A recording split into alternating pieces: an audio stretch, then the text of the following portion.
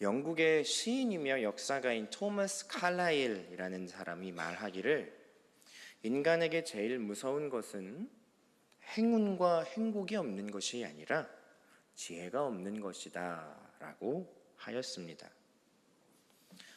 우리가 잘 알다시피 사람은 홀로 살아가는 독체가 아닙니다. 사람과 사람이 관계를 이루며 사회를 이루고 살게 되어 있지요. 가정을 만들고 친구를 만나 공동체를 형성합니다. 때문에 사람과 사람의 관계 속에 존재하는 갈등은 필연적이라고 할 수 있지요. 서로 다른 생각, 경험, 그리고 목표들이 갈등의 원인이 됩니다.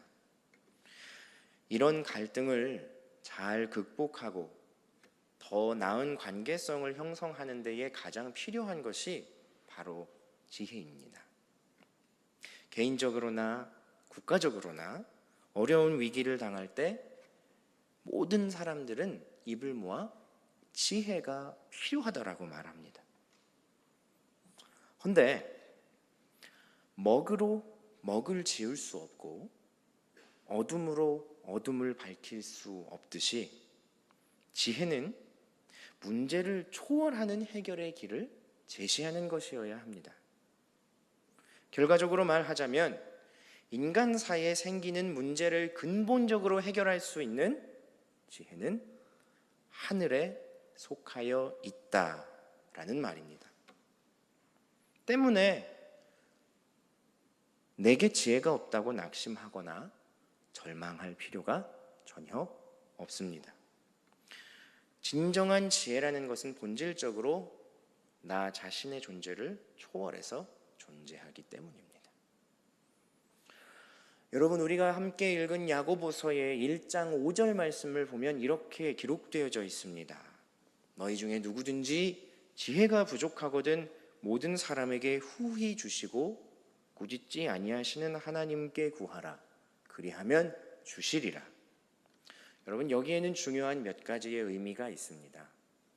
첫째로, 자기에게 지혜가 부족한 것을 아는 사람은 희망이 있다는 것입니다.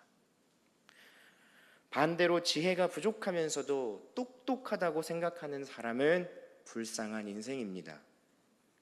사탄이 사람을 넘어지게 하려 할 때 가장 먼저 집어넣는 생각은 악한 것을 추구하려고 하는 충동이 아니라 오히려 나는 항상 옳고 남은 항상 틀린다라는 강한 자의식을 지니게 만듭니다. 자기 지혜가 부족함을 느끼면 바로 하나님께 간구해야 합니다. 나의 지혜가 무너지고 하나님의 지혜 앞에 머리를 숙이는 태도 자체가 이미 큰 지혜이기 때문입니다. 간구하는 이에게 후히 주시고 꾸짖지 아니하시겠다고 하나님께서는 말씀하셨습니다. 즉, 구하면 구할수록 풍성하게 받습니다. 두 번째로, 하나님께서 역사하시는 방향입니다. 하나님께서는 뛰어난 자, 남보다 앞서 있는 자만을 선택해 사용하고자 하지 않으신다는 것입니다. 평범한 자 또는 조금 부족한 자, 그러나 하나님의 선하신 뜻을 따르고자 지혜를 구하는 사람을 사용하십니다. 지혜는 하나님의 선물이요 은사죠. 우리가 알다시피 하나님께서 주시는 모든 은사는 먼저는 하나님께 영광을 돌리고 주의 공동체를 유익하게 하려는 하나님의 부르심입니다. 이 선한 뜻을 믿고 따르는 저와 성도님들이 되기를 바랍니다. 오늘 우리가 함께 읽은 야고보서 3장 13절에서 18절은 위로부터 난 신령한 지혜에 대해 말하고 있습니다. 야고보서 3장에는 1절에서 12절까지 혀와 말의 사용에 대한 강한 경고가 나옵니다. 때문에 언뜻 보기에 13절에서 18절 단락은 앞 단락과의 연관성이 좀 잘 보이지 않습니다. 그런데 야고보서의 배경과 그리고 3장 전체의 내용을 살펴보면 전체 맥락의 연결고리가 보여집니다. 야고보서는요, 1장 1절에서 밝히듯 전 세계에 흩어져 있는 유대인 출신의 교인, 즉 디아스포라 그리스도인들에게 쓰여진 말씀입니다. 그런데 몇몇 교회 공동체들 가운데는 자기 스스로 선생님을 자처하면서 자기 지혜를 자랑하고 독선을 부리는 사람들이 있었던 것입니다. 이러한 자칭 선생들은 공동체의 평화를 파괴하고 분란을 일으킵니다. 이들의 소식을 들은 야고보는 이들이 하는 말 때문에 더 큰 심판을 받게 될 것이다 라고 명명합니다.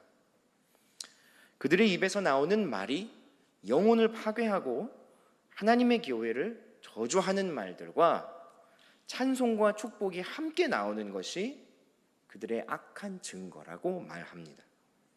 그러면서 3장 11절과 12절에 이렇게 말합니다. 제가 읽겠습니다.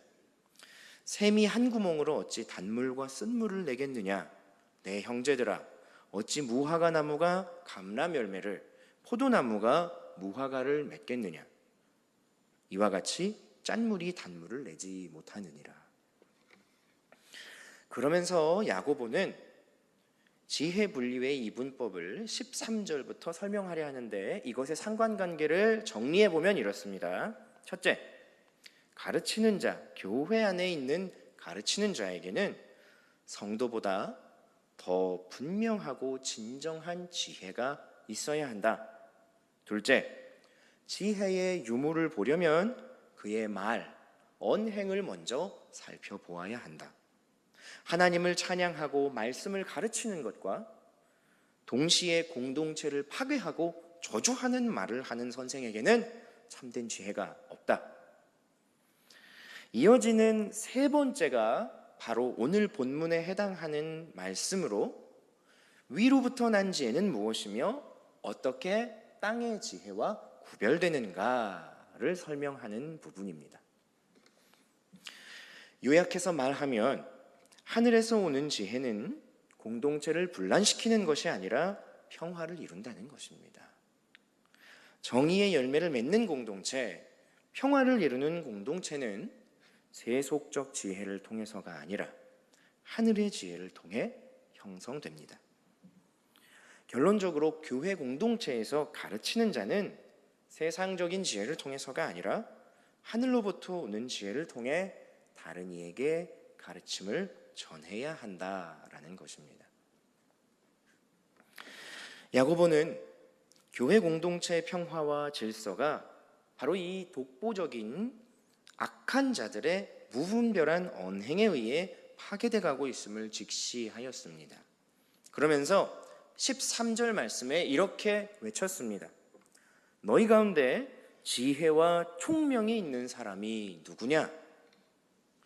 여기서 지혜는 소피아라는 단어인데 소피아는 지식과 행동을 관련시킬 때 주로 나오는 표현입니다.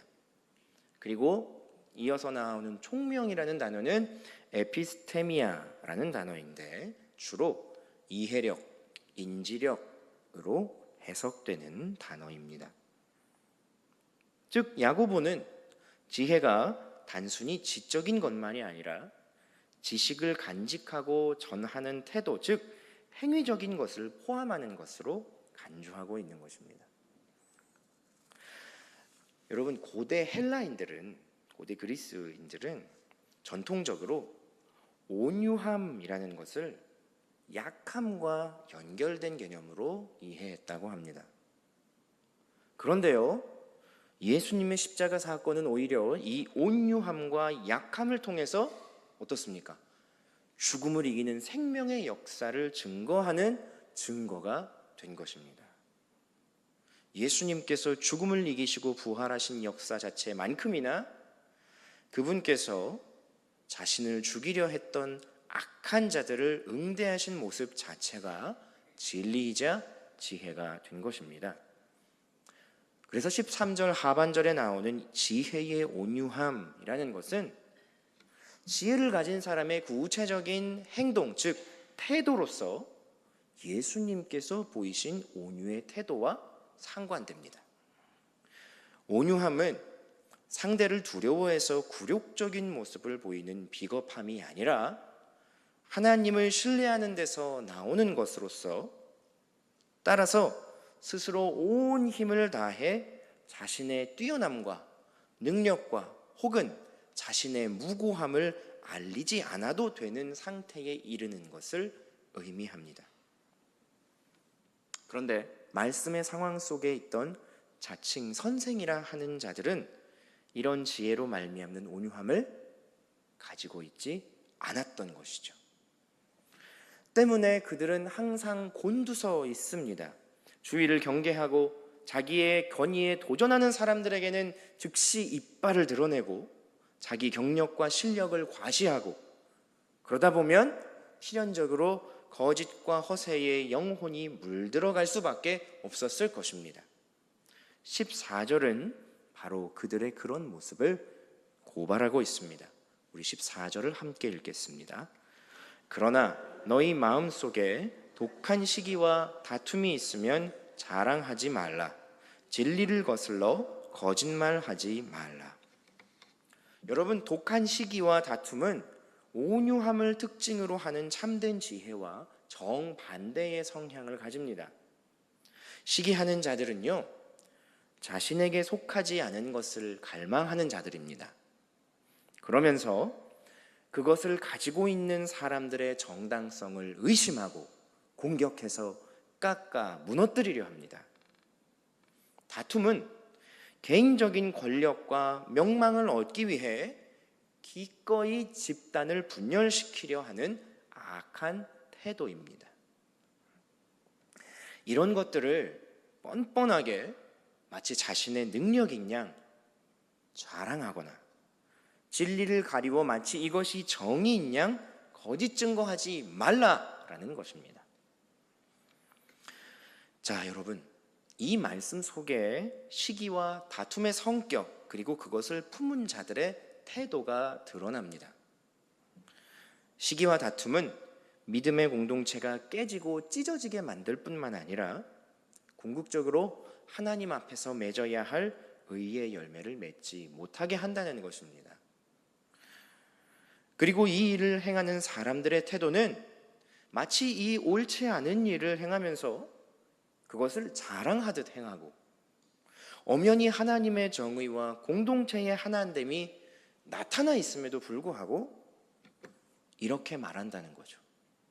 그건 원래 불가능한 얘기야. 사람과 사람이 어떻게 한 몸 한 뜻이 될 수가 있어? 자라온 환경이 다르고 생활의 수준이 다른데? 하고 뻔뻔하게 거짓을 행한다는 거죠. 마치 자기 자신의 악행과 이 지혜 없음을 기뻐하며 행하는 것 같아 보이기도 하는데요, 정작 이런 일을 기뻐할 존재는 따로 있습니다. 15절 말씀을 같이 읽어보겠습니다. 이러한 지혜는 위로부터 내려온 것이 아니요 땅 위의 것이요 정욕의 것이요 귀신의 것이니. 이러한 불온한 지혜를 가진 자들의 행보는 마치 점점 더 악화되는 관점에 있는 것처럼 궁극적으로 영적인 것과 반대되어 세속에 얽매여 있고 육체적이고 그 기원이 귀신과 마귀에 있는 것이라고 밝히고 있는 것입니다.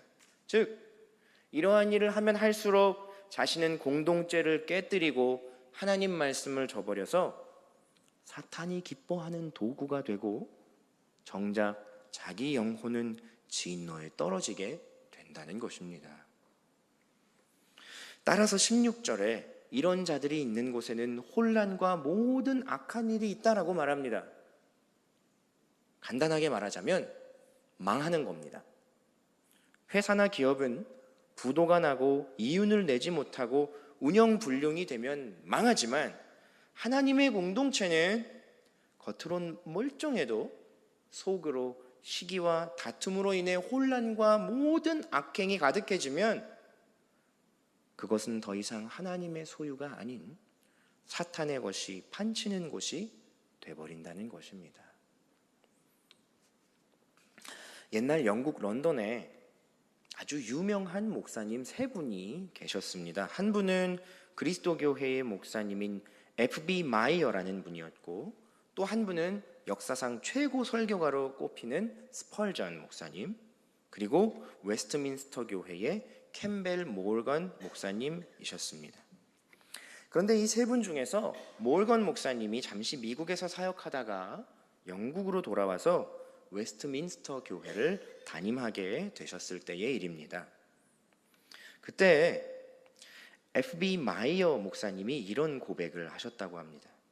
모건 목사님이 미국에 있을 때는 기도하기가 참 좋았는데 같은 도시에서 일하게 되니까 그를 위해 기도하지 않게 되었더라는 고백을 하시는 겁니다. 그래서 이 마이어 목사님이 하나님께 간절히 기도했습니다. 하나님, 제 마음속에서 이 시기와 질투를 없애주십시오. 그런데 아무리 기도해도 이 시기와 질투가 끝나질 않더랍니다. 그래서 너무 힘들어하고 괴로워하고 그 영혼이 메말라가고 있는데 그때 하나님께서 마이어 목사님께 이런 음성을 들려주셨습니다. 네 기도를 바꾸어라. 질투를 없애달라 기도하지 말고 그들의 축복을 위해 기도하라 라는 음성이셨습니다. 그래서 목사님은 기도를 바꾸어 하나님께 드리기 시작하셨다고 합니다. 하나님, 스펄전 목사님과 모건 목사님과 그 교회들을 축복해 주시옵소서. 그리고 나니까 마음속에 평안과 기쁨과 자유가 생기기 시작했습니다. 어느 날 마이어 목사님은 당신이 섬기는 웨스트민스터 교회의 공개 석상에서 이런 유명한 기도를 하셨습니다. 하나님, 몰건 목사님의 교회를 축복해 주셔서 사람들이 가득 메워져서 주님의 말씀을 듣게 하여 주십시오. 그리고 그 교회에 들어갈 자리가 없거든 그 영혼들을 저희 교회로 보내주십시오. 그리고 나서의 역사는 우리가 알고 있다시피 영국 역사사상 가장 뜨거웠던 부흥의 시절, 그리고 3명의 영적 지도자를 통해 많은 성도들이 하나님의 말씀을 따라 살았던 때로 기록되어 있습니다.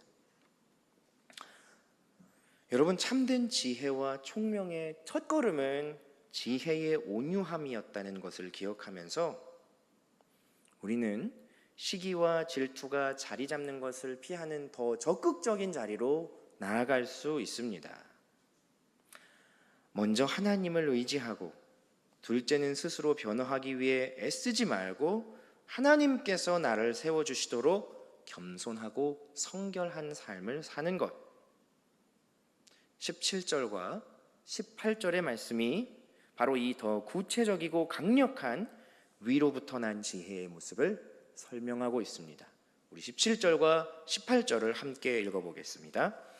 오직 위로부터 난 지혜는 첫째 성결하고 다음에 화평하고 관용하고 양순하며 긍휼과 선한 열매가 가득하고 편견과 거짓이 없나니 화평하게 하는 자들은 화평으로 심어 의의 열매를 거두느니라. 시기와 다툼으로 인한 혼란에 대한 해답은 성결에서 시작해서 화평으로 끝나는 이 위로부터 난 지혜를 추구하는 것으로 말씀하고 있습니다. 첫 번째로는 성결입니다. 여러분, 성결은 가장 1차적인 우리 신앙의 덕목입니다. 무엇보다 강력하고 특별한 이 성결의 능력은 하나님께서 그들을 대변하신다는 것입니다. 마태복음 5장 8절을 말씀을 보면 이렇게 기록되어져 있습니다. 마음이 청결한 자는 복이 있나니 저희가 하나님을 볼 것이며, 또 이어지는 5장 9절에는 이렇게 기록됩니다. 화평케 하는 자는 복이 있나니 그들이 하나님의 아들이라 일컬음을 받을 것이요. 여러분, 그 뒤에 나오는 모든 덕목들, 3장 17절과 18절에 나오는 덕목들, 관용하고 양순하고 긍휼하며 편견이 없는 마음, 거짓 없는 진실함은 잘 살펴보면 모두 사람과 사람의 관계를 나타내는, 대상과 대상의 관계의 특성을 나타내는 관계 용어라는 특징이 있습니다. 이 모든 지혜의 덕목을 따라 화평의 씨를 심으면 비로소 하나님의 공동체가 맺어야 할 의의 열매를 맺게 된다는 것입니다. 자, 여기서 열매와 씨앗의 일반적인 관계를 한번 생각해 보겠습니다. 씨앗이 심겨서 싹이 나고 줄기가 뻗으면 본래 그 안에 담긴 유전적 정보에 따라서 응당 맺혀야 할 열매가 맺히는 것입니다. 생각해 보십시오, 여러분. 중간에 아무리 가꿔주고 다른 땅으로 옮겨서 심는다고 해서 사과나무에서 배가 열립니까? 사과나무에선 사과가 열립니다. 중간에 어떻게 했다고 파인애플이 열리고 복숭아가 열릴 수 없는 겁니다. 여기에 야고보가 말하고자 한 위로부터 난 지혜의 본질이 있습니다. 위로부터 난 지혜는 공동체를 향한 개개인의 관계성이 하나님 아버지께서 주의 자녀들을 향해 보여주신 사랑의 모습을 닮아가는 것입니다. 예수님의 온유함과 성결함, 화평케함과 긍휼함, 거짓 없는 진실의 모습이 심겨지고 가꾸어질 때 비로소 관계의 궁극적인 모습인 하나님의 나라가 주의 교회로서 드러나게 되는 것입니다. 우리는 막연하게 생각합니다. 우리 공동체의 영적 토양에 복음이 심겨지고 그것이 위에 말한 관계적인 여러 특징들로 가꾸어질 때, 즉 비료를 주고 물을 주는 것으로 그 관계적인 특성들을 생각할 때 비로소 의의 열매가 맺혀지게 될 것이다 라고 생각하죠. 맞습니다. 맞는데 심겨진 복음의 정체는 뭐냐?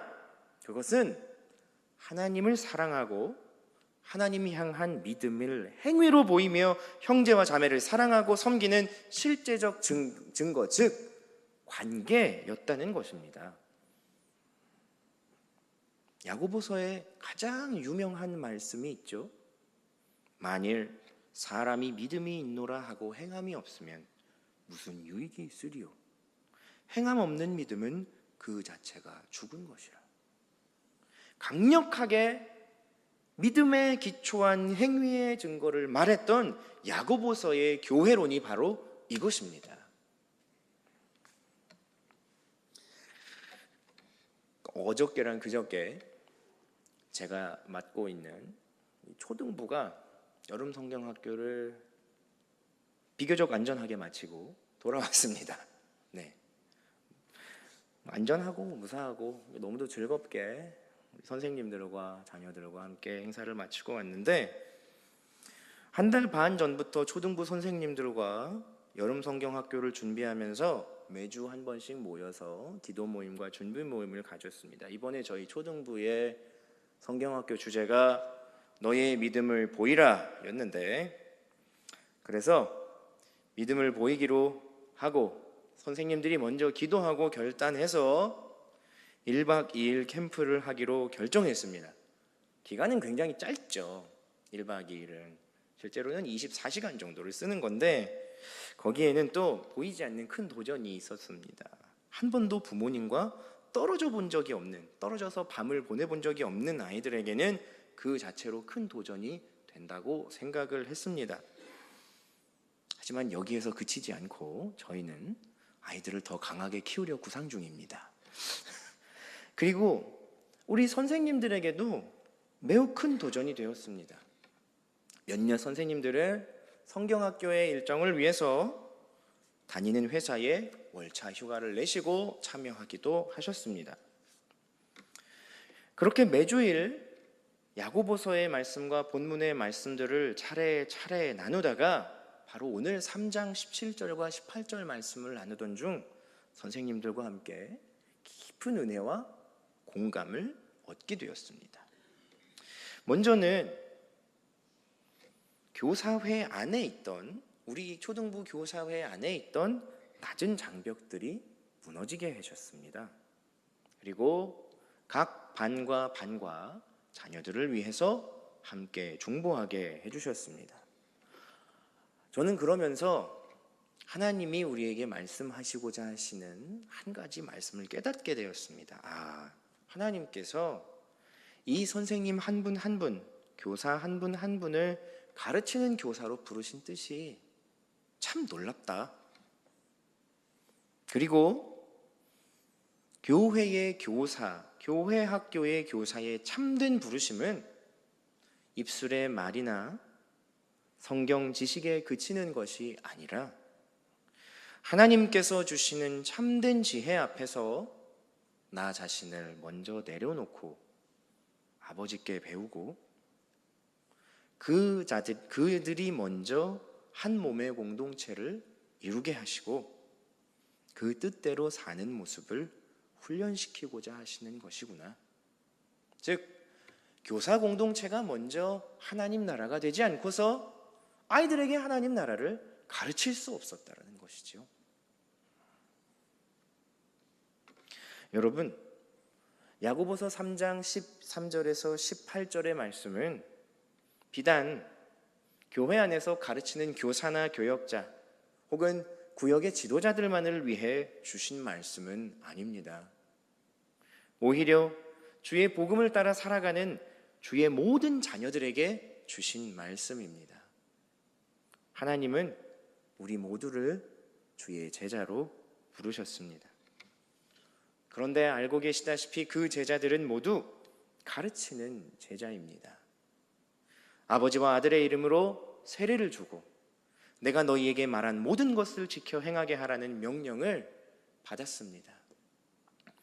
그리고 그 명령을 받은 예수님의 제자들은 한 곳에 모여 마음을 합해 힘써 기도했습니다. 그러자 위로부터 내려온 신령한 지혜와 하나님의 영이 그들 가운데 역사하셨습니다. 당시로서는 도저히 하나가 될 수 없었던 유대인과 이방인, 여인과 아이들까지도 한 성령의 역사하심에 붙잡혀 복음을 전했습니다. 그리고 서로의 소유와 마음, 영혼까지도 하나로 연결되어 기쁘게 하나님의 일에 매진하며 하나님의 나라인 교회로 살아냈습니다. 오늘도 위로부터 난 지혜가 우리 속에 역사하고 계신 줄 믿습니다. 이 은혜의 가르침을 따라 의의 열매를 맺는 저와 여러분이 되길 바랍니다. 그러기 위해서 반드시 기억해야 하는 것이 있습니다. 악한 원수의 시험과 유혹도 여전하다는 것입니다. 아니, 말세가 되어 갈수록 성도를 미혹하는 사탄의 도전은 더욱 거세어질 것입니다. 그럴수록 예수님의 지혜의 온유함을 기억하는 우리가 됩시다. 하나님 말씀의 언약을 따르며 나의 의와 내 신앙의 경력이 아닌 십자가의 은혜를 의지하며 시기와 질투와 교만에 내 영혼을 내어주지 않도록 믿음의 선한 싸움을 싸워가는 주의 담대한 군사가 됩시다. 이 은혜가 저와 여러분과 함께 하기를 바랍니다. 기도하겠습니다.